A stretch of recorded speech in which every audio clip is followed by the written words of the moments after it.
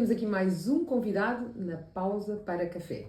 Este é um programa que nós criámos com o intuito de aprender, darmos a conhecer os modelos de negócio de empreendedores que fazem toda a diferença no mercado, não só do empreendedorismo, como também no mercado de franchising. E hoje temos uma parte que normalmente nós achamos que é muito chata, que é a parte legal. Mas não podíamos deixar de ter aqui algum humor e por isso temos um convidado muito especial que faz parte do ADN do Franchising Nacional e que é o Dr. Cavaleiro Machado. Cavaleiro Machado, obrigada por ter aceito o nosso convite.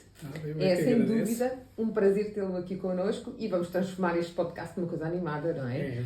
Vamos tentar. Eu sei que direito é sempre chato, mas se a gente juntar direito e franchising, acho que aí não dá sono. Vamos lá então. Isso aí é animado e tal, portanto, não vai ser chato, digo eu. Tenho a certeza que não. Então, também não vamos fazer aqui com que as pessoas se sintam incomodadas e vamos tentar esclarecer o melhor possível. E nós, uma das questões que nos colocam sempre é quais são, neste momento, nós sabemos que tudo muda, tudo é cíclico, mas quais são os grandes desafios hoje em dia de um empresário na área do franchising? Ok. Se eu pegar na área do franchising, tal como todos os setores, qualquer empresário, para montar a sua empresa, não só essa burocracia, e depois vamos ver também de que tipo de unidade ou que tipo de negócio é que estamos a falar. Somos para a restauração, polémicas já há muitas, as regras, todos os procedimentos, tudo o que tem que ter que atenção é mais. Mas isso é que monta em franchising. Mas também não há legislação específica para o franchising, isso facilita, não é? Facilita ou não em termos de orientação. Para nós, eu acho que até é bem melhor, e até pelo exemplo de outros países, quando há legislação, acho que o legislador aí vem e complica um bocado a coisa. E depois cria mais problemas do que se não tivesse. Isto é sempre um pau de dois bicos, há opiniões para um lado, há opiniões para o outro. Enfim, a verdade é que, vamos lá ver, o franchising não está fora da lei. Há lei. E não é um bicho-papão. E não é. E com regulamentos comunitários, proteção do consumidor, proteção, temos direitos da concorrência, proteção das partes mais fracas, que é sempre tido em conta que é o franchisado. Portanto, existe muita legislação, não está, é tudo concentrado. E por isso é que é um bocado mais, vamos lá ver, difícil, e falo entre advogados, que só quem anda mais habituado a tratar deste assunto sabe onde é que deve ir. Sabe o que é que deve procurar, sabe o que é que deve proteger, enfim, percebe quais são as questões que a maior parte das pessoas passa ao lado, e mesmo advogados, por muito que conheçam. Há muitos temas. Agora, o grande desafio e o primeiro, e infelizmente vejo ainda a acontecer hoje, é lançarem-se para projetos sem terem as marcas registadas. Ui, isso é grave. E quando isso acontece, pode estar a avançar já tanto, tem um conceito, até o negócio vê-se, e a marca, quantos não tiveram depois de voltar atrás, redefinir a marca, layout. E vamos lá ver, hoje em dia, eu falo em Portugal, uma marca demora para aí 3, 4 meses a registrar, não é muito tempo. Okay? Até eu acho que é preferível começar pela marca nacional. Embora a comunitária neste momento está nos 4 a 6 meses, também já não é aqueles tempos que demoravam anos. A vantagem da comunitária é que ficas para 27 países. Claro. Registado logo, portanto os custos são menores. A nacional é uma forma de segurar, só segura cá, mas depois também vai facilitar o registro europeu. Portanto, eu acho que como primeira opção, oportunidade, tratar do registro logo da marca. Isso é o essencial, é saber, porque para construir depois tudo à volta, o design, as cores, para depois trabalhar com os arquitetos, se tivermos lojas e tivermos a falar dessa necessidade. Mas existe algum caso específico para franchising? Não, isso não existe. Porquê? O franchising não é uma atividade em si. Quanto muito seria para o franchisador, que tinha que ter e que tem essa que é direitos, são direitos de propriedade intelectual. Aí há um CAI. Pronto, haverá um CAI para isso. Mas o negócio, se é restauração, o CAI é o da restauração. Se é imobiliária, o CAI é de mediação imobiliária, ou seguros, ou o que seja. Portanto, aí o CAI é o Código da Atividade Económica, a atividade económica que o franchising exerce, digamos que essa atividade económica é exercida sobre o modelo do negócio de franchising, como tal. Portanto, um setor, em termos de distribuição, e como esses contratos são feitos. Há dinâmicas, em termos das obrigações, a assistência técnica, a cedência de uma marca, o apoio, enfim, tudo isso. Portanto, aqui é que está a grande diferença.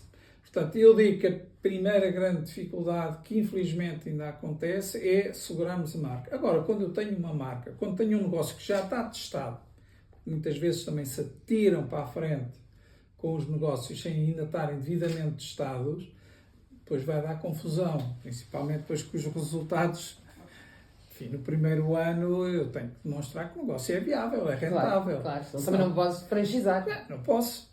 E depois não dá, eu tenho que ter uma estrutura, tenho que ter apoio. Portanto, isto ser franchisado, ou eu dispor-me a abrir para o franchising, eu costumo dizer que isto é quase como aceitar um namorado ou um noivo para a minha filha. É meter alguém dentro de casa, que passa a ser um membro da minha família. Portanto, isto é um processo. A escolha do franchisado é algo que é muito importante. Mas para isso eu tenho que pensar, eu tenho que ter definido qual é o estilo, os critérios do franchisado que eu quero. Eu sou surpreendido, muitas vezes, quando faço esta pergunta ao franchisador: que tipo de franchisado é que você vai escolher? E não me sabem responder. Não faz ideia. Se querem ser investidor, ou é um tipo para estar lá com as mãos na massa, que tem que estar lá no negócio. Se tem que estar em exclusivo, ou pode ter outros negócios, desde que não sejam diretamente concorrentes. Se tem dinheiro, como é que vai ser? Essa é outra. Enfim, porque tem que avaliar. Enfim, há um critério, façam como a banca, eu tenho que exigir um mínimo de capitais próprios. Há alguém que vem para o negócio, pelo menos 30%, 40%. Tem que exigir isso hoje em dia, porque senão estou, eventualmente, alguém que até tem poupanças, mas se calhar não chegam. E vai morrer na praia, se calhar. E depois como é que é? Fico com a responsabilidade às costas disso? Ou alguém que de facto não tem o perfil para ser um empresário? Porque isto não é fácil. Porque eu quero um franchisado, mas não quero depois que ele me passe a vida a chatear, mas quero que ele cumpra com aquilo que eu digo. Pois. Ora, se é um empresário normalmente tem uma tendência que é ser independente. Não quer que esteja alguém a dar-lhe as ordens e critérios. Pronto. Mas ser e aceitar e eu ir para um sistema de franchising, tenho que aceitar que o modelo não é meu, não fui eu que inventei o negócio. Então eu tenho que aceitar esse controle, eu tenho que aceitar essas diretrizes de alguém que testou o negócio com sucesso. Aliás, é por isso que o franchisado lá foi bater na porta, senão não ia. Claro, tem que ter essa expectativa, não é? Portanto, isto são acertos que têm que ser pensados, ponderados no início, quando estou a fazer o planeamento do sistema de franchising para aquilo que eu quero. E só depois é que eu posso partir para o contrato e com aquilo que eu quero fazer, com tipo de obrigações, com coisas que lá hajam, e alertar, lá está, tendo em conta a atividade, os riscos também do negócio e aquilo que está em causa, não é?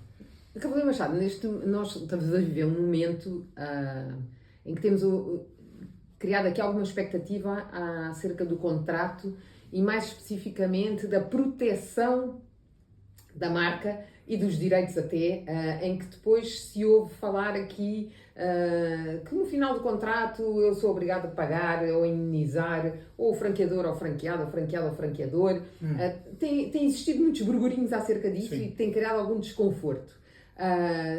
Esta polémica, na realidade, existe ou não existe? Ou é uma falsa ideia de problema? Ou, na realidade, pode ser um problema? Não, ela pode ser um problema. E depende, há duas vertentes. Aliás, colocaste-me aqui questões que são diversas de vários âmbitos e que podem vir.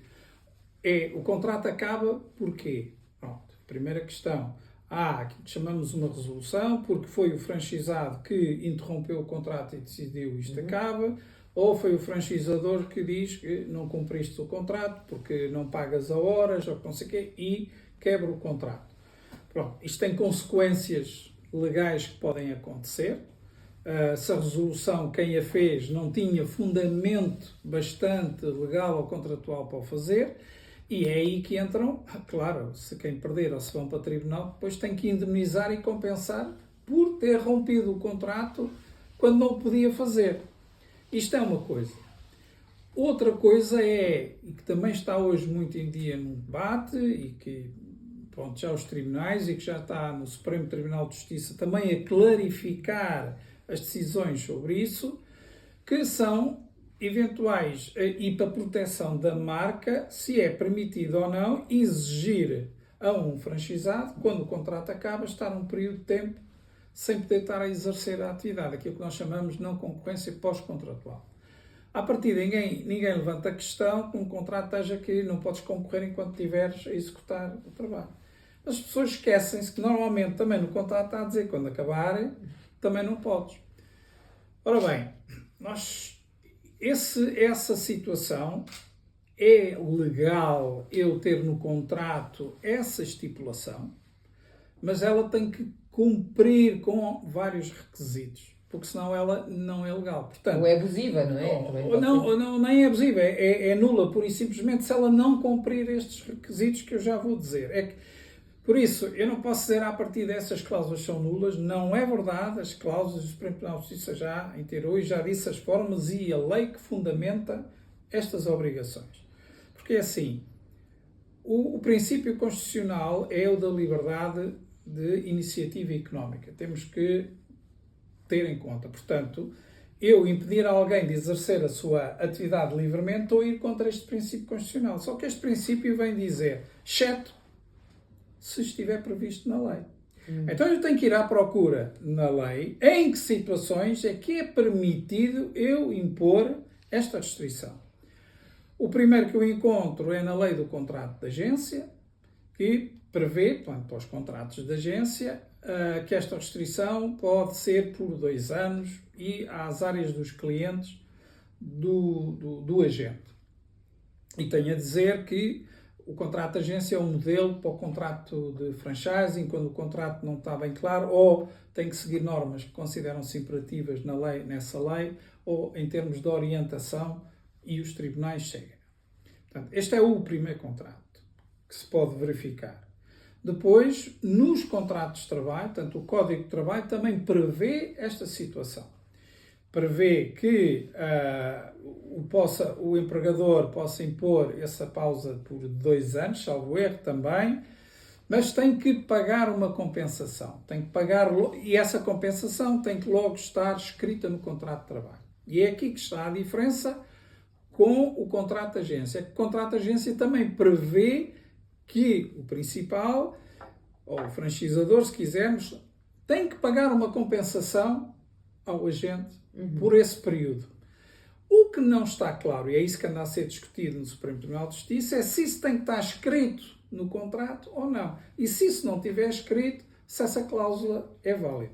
O Supremo tem entendido que, apesar de não estar escrito, a cláusula é válida. Só que isso depois vai levar a um beco sem saída, que é, ok, então e a compensação? Ela tem que ser dada, porque o Tribunal também diz, mas se não pagar compensação, a cláusula não é válida. Porque tem que haver uma contrapartida. É o que nós chamamos uma obrigação sinaglemática, portanto, eu dou e recebo. Portanto, ela tem duas vias. Tem duas vias. Portanto, ela tem que ser assim. Portanto, e só assim é que ela pode ser aceita. Muito bem. O contrato não diz nada sobre quanto é que é a indemnização e depois, ok, ela é válida. E eu digo, ok, a compensação, eu vou pedir o que quiser. E as partes não se entendem quanto a isso. Ok, é o tribunal que vai decidir quanto é que vai de indemnização. À partida é essa a solução. Mas eu depois posso ser, mas espera lá, mas eu por esse montante eu nunca assinaria o contrato.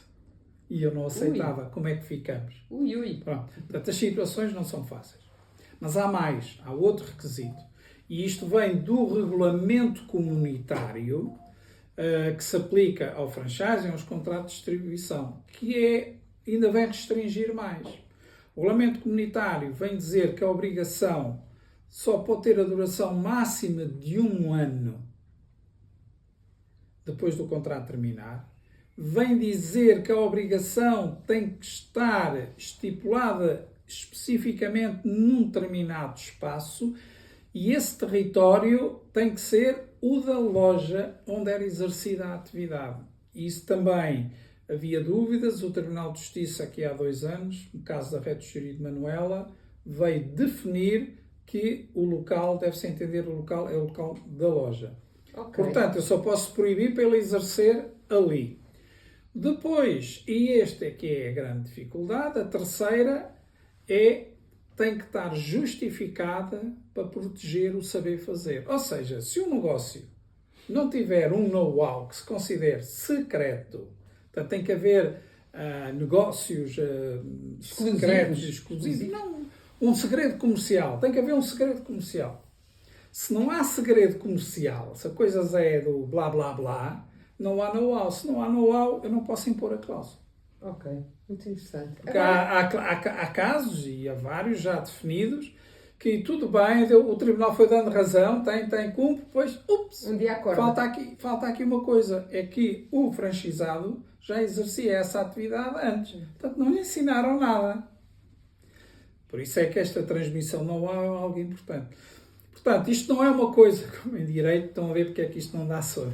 Porque isto nunca é simples.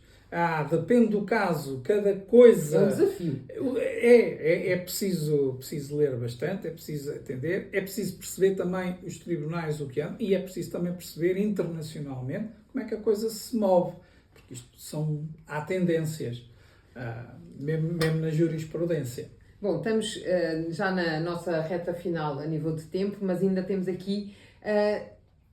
há muitas pessoas que conhecem, estão por dentro do sistema de franchising, mas há outras que não conhecem nada e que acham que o franchise é um bicho-papão. Tendo em conta principalmente a parte legal. É uma coisa que assusta muito o empreendedor ou o empresário. Os contratos são gordos. Ainda por cima. Porque é para ajudar, que é festa. Precisamente porque não há lei. Por isso é que tem que estar tudo vertido no contrato. E por isso é que os contratos... Então, mas se tivéssemos que dar aqui alguma ajuda a futuros empresários no mundo do franchising, quais seriam aqui 2 ou 3 dicas importantes que tu deixavas para este universo de pessoas que nos vão escutar e que usam aqui este receio legal na ótica como franqueadores ou como franqueados, como franchisadores ou franchisados? Se for um brasileiro a ouvir-nos, vai perceber o que eu digo, o Brasil está habituado, e não só, a Espanha também, há vários países. Tem que haver o chamado documento de informação pré-contratual, no Brasil chama-lhe a COF. Bom, cá em Portugal isso não se usa. Mas Portugal não tem lei de franquia, Portugal não tem uma COF, mas Portugal tem uma lei que é o regime geral das cláusulas contratuais gerais. E esse regime obriga, e o contrato de franchise dos tribunais também é pacífico, aplica-se, o regime obriga a que o contrato seja entregue à parte que vai propor, ao franchizado, com uma antecedência adequada. Mas não diz o tempo. Enquanto que no Brasil são 10 dias, em Espanha são 22 dias úteis, na Bélgica são 30 dias, varia. Aqui não há. Mas o que os tribunais entendem e têm entendido, quer dizer, o tempo adequado também tendo em conta a complexidade do contrato. Ora, se um contrato é gordo e com dimensão e dependendo de quem está lá do outro lado, eu acho que 20, 30 dias tem que ser um mínimo que se tem que ter. Para além disso, tem que se explicar o contrato, há essa obrigação de informação. Portanto, quem vai franchisar e tem um contrato e um modelo tem que estar preparado para, não é assinar logo, e tem que estar preparado para precisamente entregar os modelos, dar explicações sobre o contrato, etc.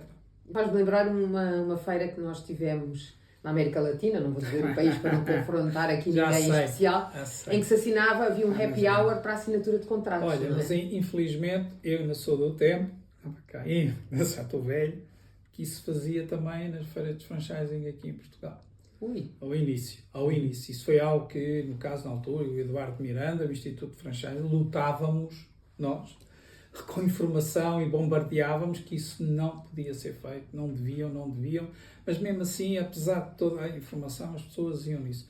É impossível, vocês têm que ler o contrato, têm que pedir a alguém, isso é denso, é verdade, isso aí já, a ler dá sono. Mas alguém tem que explicar, porque depois de assinado o contrato, livrarem-se do que lá está, não é fácil. não é fácil. E depois não vale a pena culpar o Deus e o mundo, não é? Porque a culpa foi deles próprios. Exatamente. Portanto, a coisa não é assim, é preciso ter, aqui é preciso ter cautela. Mas senão, a mim custa-me ainda a aceitar que uma pessoa vá investir as suas poupanças, meter-se num negócio sem estar devidamente assessorada. Acautelado. Mas não é só com advogado, é advogado, economista, se não percebe contas. Contabilista. Se eu não sei ler um balanço, eu tenho que ter ajuda a alguém que me explique um balanço para eu poder saber ler, não é, os investimentos, se o negócio é favorável ou não. E uma coisa vos digo, hoje em dia é facílimo eu ter acesso às contas do franchisador, ou seja, a investigação é fácil. Quero eu fazê-la. Sem dúvida. Bom, espero que tenham gostado. Foi aqui uma corridinha sobre o mundo legal, com muita sabedoria, sem dúvida, e que permite, pelo menos, não saiam daqui a achar que com este podcast já podem assinar os contratos todos, não façam isso. Sem ler este, não podem. Preparem-se. E temos aqui um bom exemplo daquilo que são os parâmetros que nos devemos preocupar, e por isso convido-vos a assistirem quantas vezes forem necessárias, até ficarem bem esclarecidos, e depois a contactarem o advogado. Por isso, muito obrigada. Para mim é um prazer, sempre. Foi um prazer estar aqui contigo, podermos falar aqui um bocadinho sobre aquilo que são os deveres e as obrigações e tudo aquilo que está por trás do franchising, e vamos ter a oportunidade para falar sobre outros temas, sem dúvida nenhuma, e até breve. Até breve. Obrigada.